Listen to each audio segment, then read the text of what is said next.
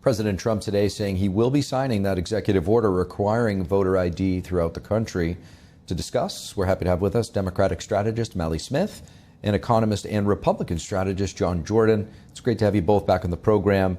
So CNN now even saying, some of their analysts, that the majority of voters support voter ID across demographics. Here's a look at what they say. Look here, favor photo ID to vote. 85% of white people favor it. 82% of Latino. 76% of black Americans favor it. So the bottom line is this. Voter ID is not controversial in this country. A photo ID to vote is not controversial in this country. It is not controversial by party, and it is not controversial by race. Mally, when the Democrats lose CNN on a major issue like this, it might spell trouble. What do you make of it? Well, first off, on Trump's executive order, he's not going to be able to change election law just with an executive order. The courts are going to be very deferential to states to be able to run elections as they see fit. If they want to change election law, they're certainly going to have to pass it through Congress. So Trump isn't going to be able to mandate this through executive order. On the broader question of the Save America Act, yes, voter ID is popular, but the Save America Act is much more stringent than bringing a driver's license to go vote. It would require you to bring your driver's license and your passport or your birth certificate. And we know that this would be incredibly difficult for a lot of Americans. There are 7 states, all of them Republican, where the majority of Americans do not even have a passport. We know that if a woman gets married and changes her name, or if anyone gets married and changes their name or hyphenates their name, and it is different than what's on their birth certificate, that would be a problem. And lastly, I feel like this is a solution. This is a solution looking for a problem. Trump challenged the election results in 2020 based on this idea that there was massive voter fraud. Every court that heard these cases threw them out because there is not evidence of massive voter fraud in America. So, John, if it doesn't reflect the voters' sentiments, as we just saw in CNN's presentation, then why the strong-held opposition in Congress? Well, it's a combination of two things. First of all, the Democrat party's basically is controlled by the far left, and they have this reflexive aversion to anything Trump is for. Trump is for it, they're against it. Secondly, a lot of them, it's possible that many Democrats may want illegal aliens to vote. They did try to import between 5 and 11 million into the country. So, between those two things, it's one of those two reasons. Now, the Democrats realize what they should do here is just vote for it and get it off the table. I mean, the ID requirement here is the same as real ID to get on an airplane. Remember, you have to have real ID now to get on an airplane. As of recently, if you want to use driver's license, it has to be verified through citizenship with a passport and all that. This isn't a lot to ask. The Democrats, if they were smart, they'd get this issue off the table because this is another loser. And that Trump does this to him time and time again. He gets them boxed into these things, which are very popular, and gets the Democrats on the wrong side of these 80-20 issues, and they fall for it. And I think it's because the left just makes them resist anything that Trump is for, even if it doesn't make any sense. And this is just another case of that. And Mally, to your previous point about it being more complicated than on the surface, it does require a proof of citizenship, which if you have, which I think most people by now do, the real ID that you need to fly without, having trouble, then you can vote. With that said, former President Barack Obama posting on X saying that the Save America Act would make it harder to vote and disenfranchise millions of Americans. We're just seeing right now, Mally, Senator Susan Collins of Maine. She was a holdout, now saying that she's going to support the Save America Act. Could we see more changing opinions on this?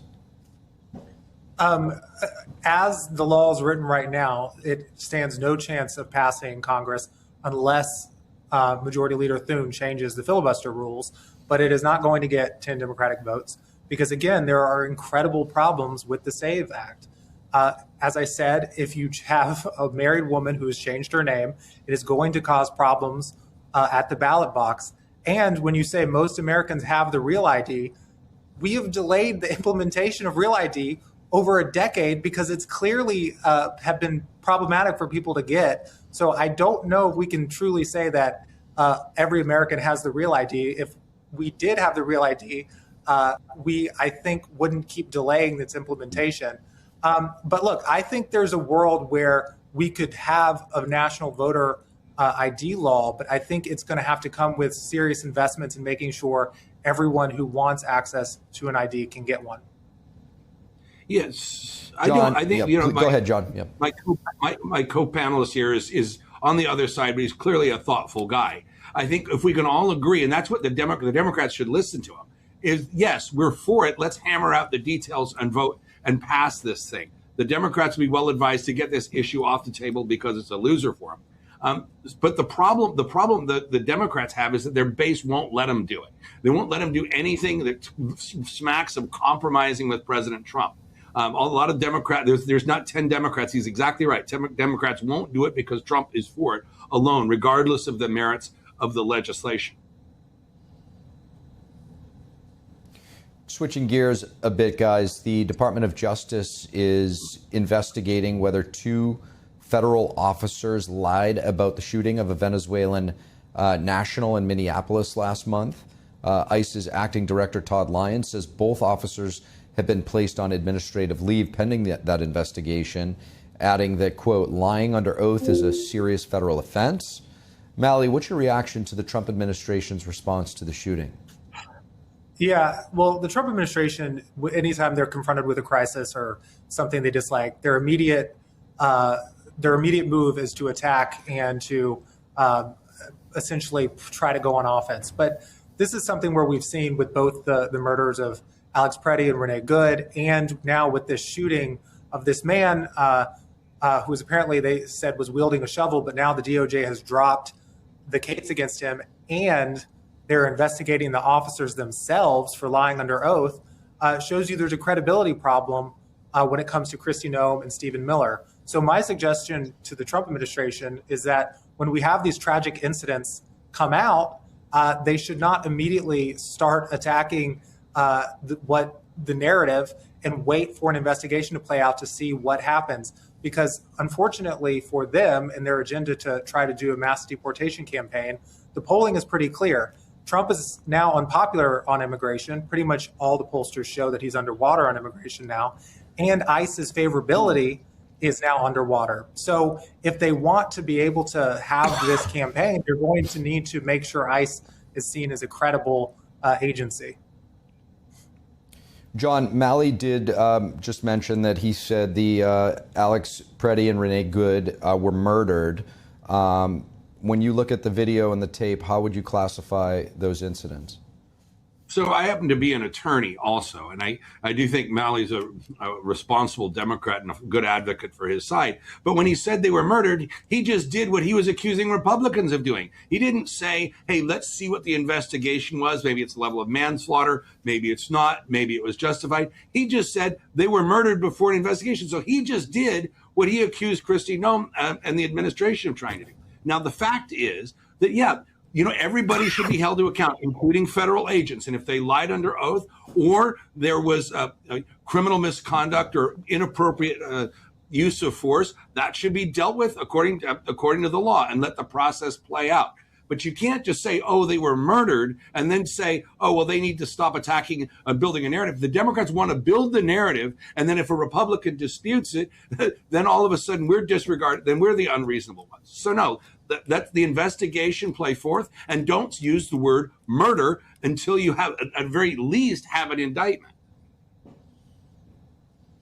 I don't know the legal definitions of murder or manslaughter. I'm just saying, I saw the video of two people were shot and killed by ICE agents.